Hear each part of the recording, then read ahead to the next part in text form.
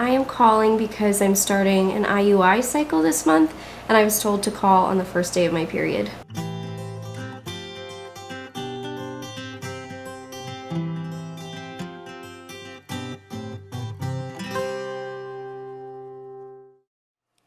Hey guys, it's Maggie and I am back today, and I am a bit nervous for this video, but I'm also excited to share it. I am going to be sharing my experience preparing for an IUI, intrauterine insemination. As somebody with inflammatory bowel disease, as somebody with an ostomy, as somebody who no longer has a colon or rectum, I haven't really seen a ton of patient experience posted online about going through fertility treatments. I have seen some stuff about people with ostomies getting pregnant and carrying healthy pregnancies. It's absolutely possible. I just haven't seen a lot specifically about proctocolectomies and going for fertility treatments. So that's why I'm here today. I wanted to share this experience. I don't have a ton to base this off of. Clearly, I've been in the medical world quite a bit. I have been a patient for nearly my whole life. And also, I was a pediatric GI nurse, so I have some experience, but not in the fertility world. And with my proctocolectomy, without, having a rectum anymore, it has really impacted my reproductive system. So, I want to take you along for this journey. Before we get into this video though, I want to give a bit of a disclaimer, a bit of just like a prelude message, if you will. First of all, I know that people want to share all the different ways to get pregnant, relax, drink wine, go on vacation, whatever you want to say. Those comments are not helpful. And it's been over 3 years at this point. They're just not helpful, and I respectfully ask you to keep them to yourself. I wouldn't go for fertility treatments if something wasn't going on. I also had a bunch of fertility testing. You can go back in my videos and see that, as has Zach. He's gone through the fertility testing, and at this point, there's nothing that we can identify that's wrong. So in my mind, I'm thinking maybe it is a structural thing where because my vagina has an outpouching in it, maybe there's an issue there. I have also had conversations with my colorectal surgeon, my GI doctor, and my gynecologist. I've gone to pelvic floor therapy to prepare for this, and I work with a great fertility doctor who is very aware of my medical and surgical history, and everyone's on board. At this time, I am not interested in surrogacy, and adoption is simply out of reach right now. So I just wanted to give you that information, and also to let you know that while I'm a nurse, this is not medical information for you to use, take home. This is my personal experience going through IUI with my particular issues. Please ask your doctor your questions, your fertility questions. I am not the person to ask. With all of that being said, let's talk about what this IUI cycle will look like.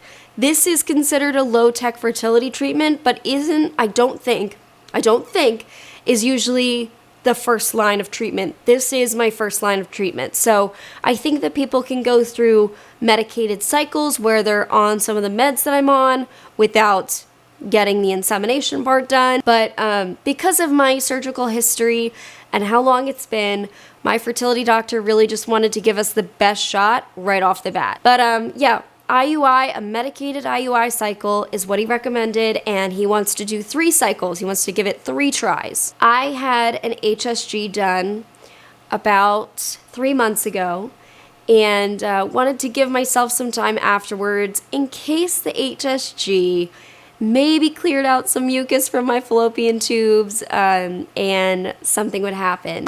My fallopian tubes were open on the HSG, thank goodness, but I thought maybe this will increase our chances. There's some information online that it might do that.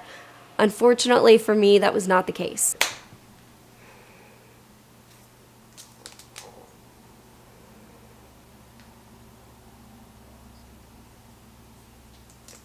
I mean, negative per usual. It's February 4th, and what has this been? 3 years, 4 months. What cycle day is it? 29. There you go. I haven't really been keeping track, and I don't know exactly when I ovulated, but it's approximately, let's see, 10, DPO 11. Nothing there, per usual, not a surprise to me, so hence the IUI. So I was given this option of 3 medicated IUI cycles, and this is exactly how they're going to go. First off, I am getting monitoring done. I go in for a transvaginal ultrasound and blood work, which you will see, to see what my eggs are doing. How many eggs do I have, and do I have any cysts? Once this is cleared, I start a round of Clomid on cycle day 3 to cycle day 7. This is to essentially help mature the eggs and to make a dominant follicle, from my understanding. And then I would go back in for another round of transvaginal ultrasounds and blood work to see where everything's at, to see if there's a follicle that's dominant. And from that point on, they would tell me, as long as everything looks good, they would tell me to do a trigger shot of Aadil, which makes me ovulate. Then they schedule a time for me to come in for the insemination once I've ovulated, and Zach and I will go in, he'll give his sample, and yeah, then they put it in me. And afterwards, I would start a round of progesterone as a vaginal suppository. That is the plan for the first IUI cycle. Now, having had experience in the medical world, I know how difficult it can be to get medications. The easiest medication for me to get was the progesterone. I got that filled within a day. My pharmacy called me up and said, hey, when can you get here to pick this up? So that was easy. Clomid, however, took them a few weeks actually to fill. I don't know why. I don't know if there was a shortage, but thankfully I had quite a bit of time. I wasn't going to do the IUI right away, so I had plenty of time for them to fill it. The last medication, the trigger shot, the Aadil injection. I have experience with specialty pharmacies, and a lot of injections go through specialty pharmacies. So my fertility doctor sent it to my normal specialty pharmacy, and I heard nothing. Normally they call, because I get another injection from them. So normally they call me when they get a prescription so we can fill it. Never got a call, so I messaged them. No response. So I asked the fertility doctor, would you mind just resending it? I don't think it made it through. They resent, nothing again. I messaged them again. It took them, I think, 2 weeks to respond to me.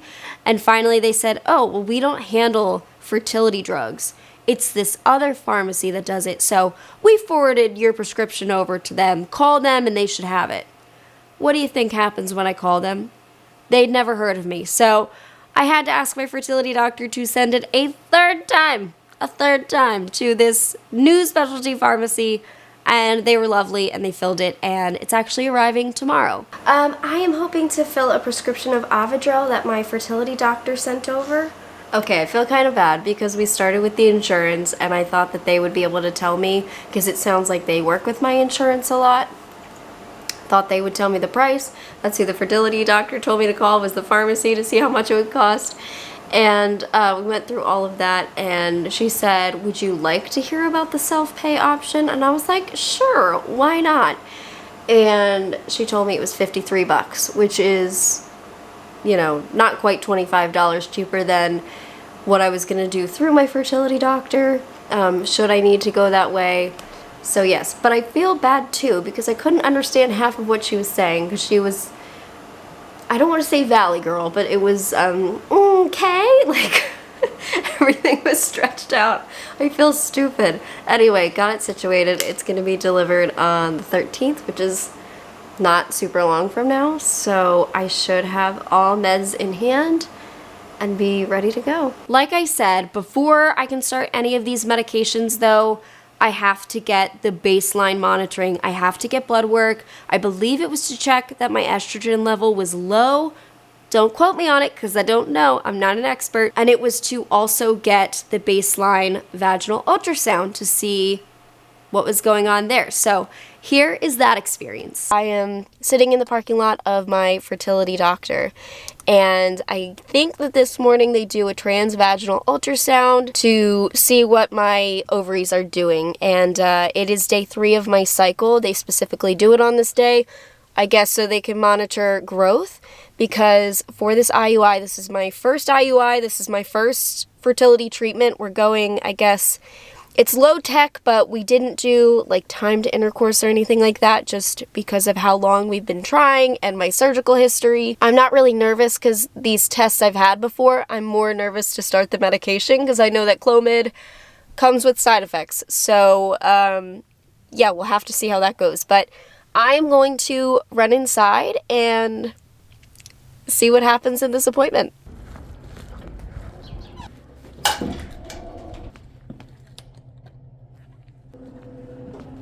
Is it two? Yes.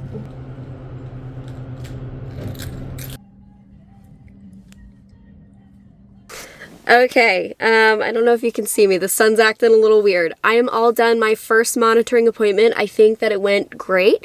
Got blood work done, which I will find out about this afternoon.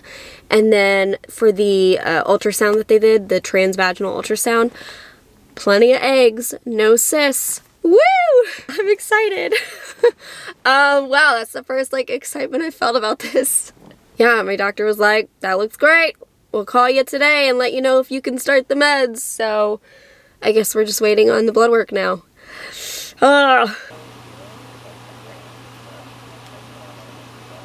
Awesome. Everything is good. My blood work is good. I am filming. Oh. I'm starting the Clomid tonight. And then I scheduled for next Friday to do, I think it's Friday, the 16th, to do the same thing I did today to see if anything happened with the Clomid. IUI? No, so Friday is, I drew my board up with a great explanation. Go learn. Oh, I got a hot one another call. I'll look at that in a minute. You should take a little snapshot of that and share that. That's helpful. I should.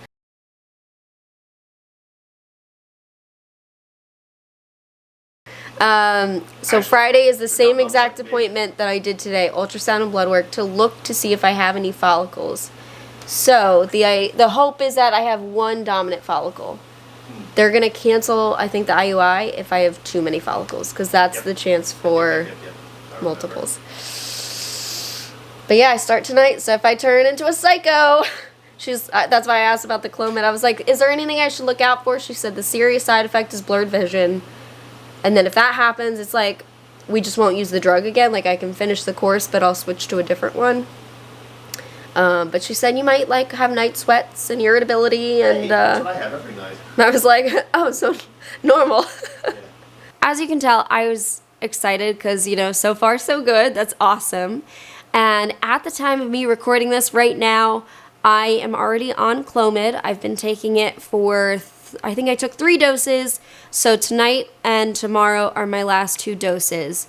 So far, the only symptoms I notice is that after I take it, I get a bit flushed, like a bit warm. Doesn't last very long though, and then headaches. I don't like the headaches because they're lasting a while, but it's nothing that I would say, oh my gosh, I can't take this. They did let me know that if my symptoms were severe enough, I could switch to letrozole the next time, but maybe it'll get worse over time. I'm sure that's possible, but for right now, I'm okay. On cycle day 10, which is Friday, it's currently Monday, I will be going back in to check what's going on, see if there's a follicle that's saying, hey, I'm ready to go. I'm nervous for it because the thing is that this IUI cycle could be canceled if I have too many follicles.